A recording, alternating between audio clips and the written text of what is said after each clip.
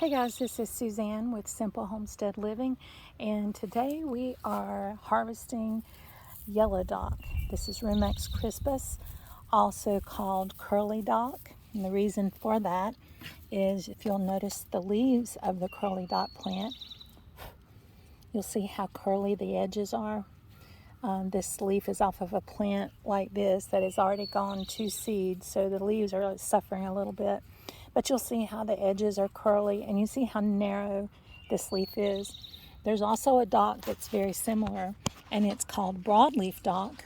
There's a couple of others too, but usually broadleaf is the most common. But you'll see the difference in the leaves. This leaf is curly and long and slim, very lanceolate, and this one is much more broad. It's wider. And sometimes the stems will be red too. That's a red dock. All right, to harvest this, you'll see that I've been harvesting a little bit. All you do, it's very simple. You just run your hand up the stem, the seed stem.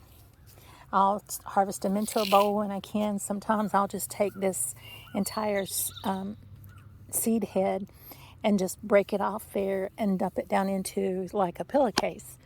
I turn a pillowcase inside out and just dump the whole head in if I'm out in a field, and then I can come home and where I'm a little more comfortable and harvest those seeds off like I'm doing here. It's very simple. It's real quick. Sometimes you can run your hand up the entire stem like this, but I tend to leave too many, so I'll just do each one individually like this. And you can just see how easy they come off. Another way to do it is to take a bag with a handle like this. Pardon my hand there.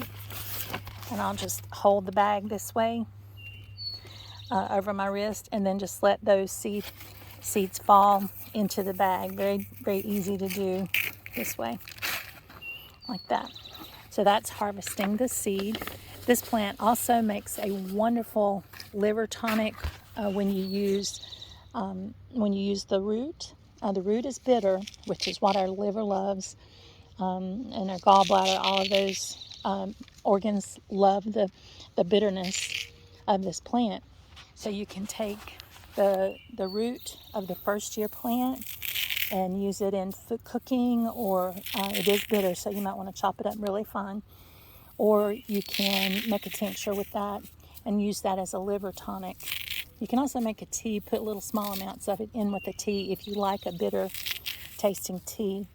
But you don't want to harvest the root off of this plant. You'll want to look for a first year plant right over here. If you'll look, I thought there was another one here. If you'll look around a plant like this, often you'll see a small rosette without a stem on that actual plant. That's a first year plant. These are biennial, so you just have to look for the first year plant in order to get the root. Higher grain and use it. I'll take these, put them in a bag, in a Ziploc bag, and put them in the freezer for a couple of days. And then when I take them out, I can store them. Usually I'll just I'll vacuum seal and store them that way. Some of them I'll put in a jar for convenient use. But at that point, I'll wait until I'm ready to use some before I grind it. Now you can grind these really fine into a powder, into a flour, and add them about 1/4, maybe 1/3 if you want the dough to rise. You don't want to add more than 1/4.